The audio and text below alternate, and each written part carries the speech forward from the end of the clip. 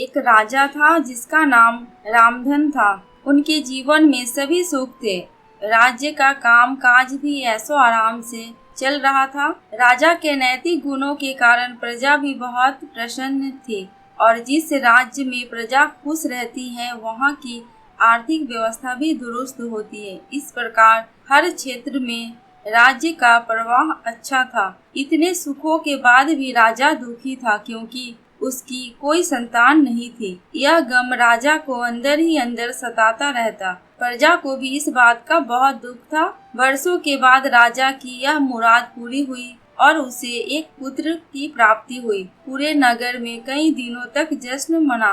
नागरिकों को राजमहल में दावत दी गई। राजा की इस खुशी में प्रजा भी झूम रही थी। समय बीतता जा रहा था।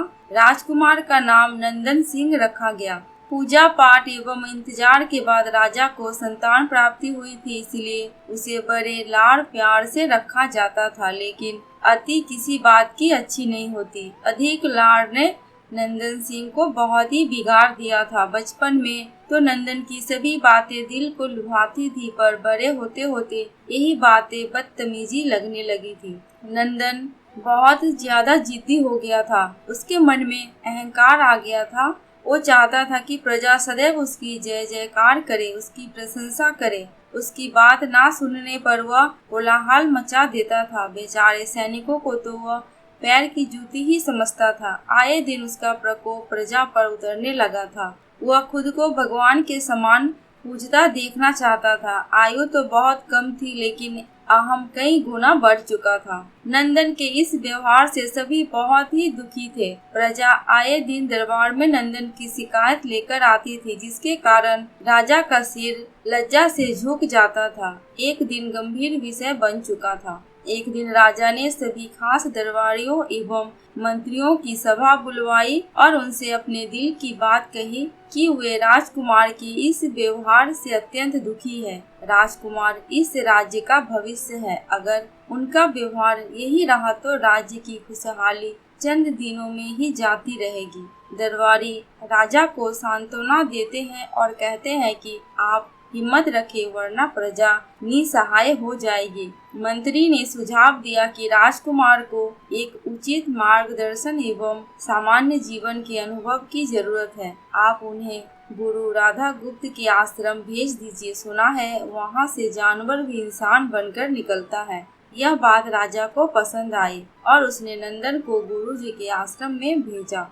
अगले दिन राजा अपने पुत्र के साथ गुरु जी के आश्रम पहुँचे। राजा ने गुरु राधा गुप्त के साथ अकेले में बात की और नंदन के विषय में सारी बातें कही। गुरु जी ने राजा को आश्वस्त किया कि वे जब अपने पुत्र से मिलेंगे तब उन्हें गर्व महसूस होगा। गुरु जी के इस ऐसे शब्द सुनकर राजा को शांति महसूस हुई और वे सहर्ष अपने पुत्र को आश्रम में छोड़कर राजमहल लौट गए। अगले दिन सुबह गुरु के खास चेले द्वारा नंदन को भिक्षा मांगकर खाने को कहा गया, जिसे सुनकर नंदन ने साफ इनकार कर दिया। चेले ने उसे कह दिया कि अगर पेट भरना है तो भिक्षा मांगनी होगी और भिक्षा का समय शाम तक ही है, अन्यथा भूखा रहना पड़ेगा। नंदन ने अपनी अकड़ में चेले की बात नहीं मानी और शाम होते होते उसे भूख लगने लगी, लेकिन उसे खाने को नहीं मिला। दूसरे दिन उसने भिक्षा मांगना शुरू किया। शुरुआत में उसके बोल के कारण उसे कोई भिक्षा नहीं देता था, लेकिन गुरुकुल में सभी के साथ बैठने पर उसे आधा पेट भोजन मिल जाता था। धीरे धीरे उसे मीठे बोल का महत्व समझ में आने लगा और करीब 1 महीने बाद नंदन को भर पेट भोजन मिला, जिसके बाद उसके व्यवहार में बहुत ही परिवर्तन आया। इसी तरह गुरुकुल के सभी नियमों ने राजकुमार में बहुत ही परिवर्तन किए, जिसे राधा गुप्त जी भी समझ रहे थे। एक दिन राधा गुप्त जी ने नंदन को अपने साथ सुबह सवेरे सैर पर चलने को कहा। दोनों सैर पर निकल गए। रास्ते भर बहुत बातें की।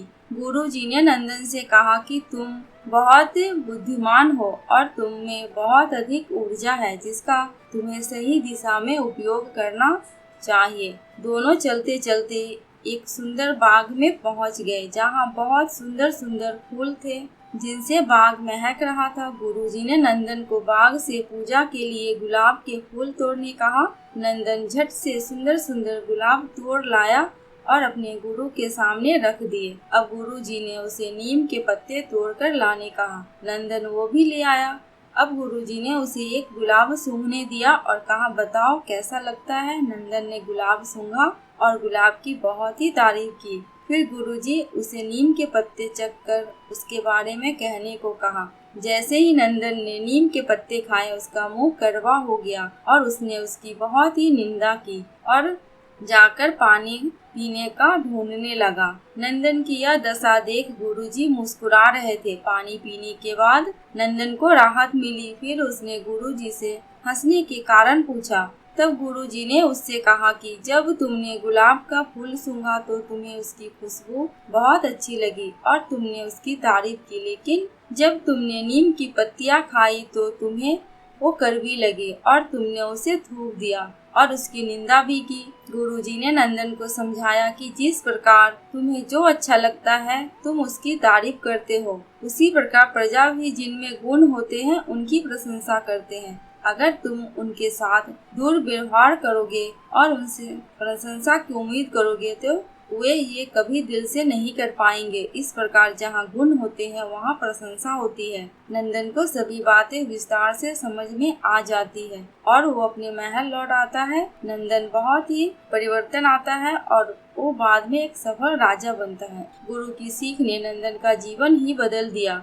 वो एक क्रूर राजकुमार से एक न्यायप्रिय दयालु राजा बन गया। हमें इस कहानी से यही सीख मिलती है कि हम में गुण होंगे तो लोग हमें हमेशा पसंद करेंगे, लेकिन अगर हम अवगुणी हैं तो हमें प्रशंसा कभी नहीं मिल सकती। दोस्तों, आपको ये कहानी कैसी लगी प्लीज कमेंट करके हमें जरूर बताना। अगर थोड़ी सी भी अच्छी लगी हो तो प्लीज मेरे चैनल को सब्सक्राइब करके मेरी वीडियो को लाइक एंड शेयर कर देना। अंत तक वीडियो में बने रहने के लिए आपका दिल से बहुत बहुत शुक्रिया।